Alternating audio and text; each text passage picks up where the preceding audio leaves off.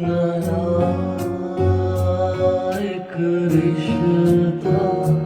पैदा क्यों कर हम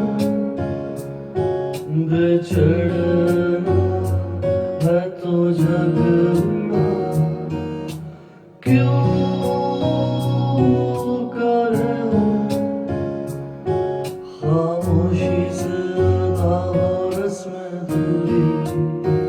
कोई हंगामा बर्पा क्यों करे हम खामोशी से अदा हो रस्म दूरी कोई हंगामा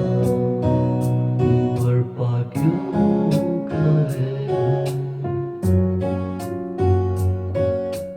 ना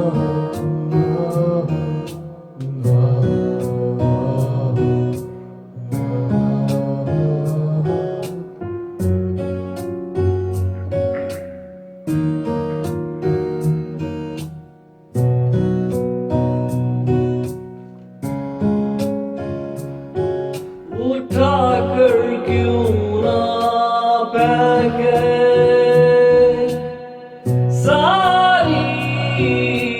चीजें उठा कर क्यों ना फेंके सारी चीजें फकत कमरों में टहला क्यों कर हम बिछड़ना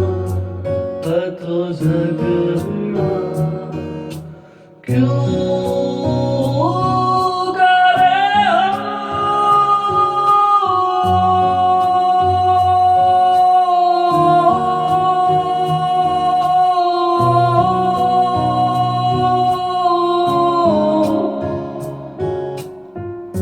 मजा है।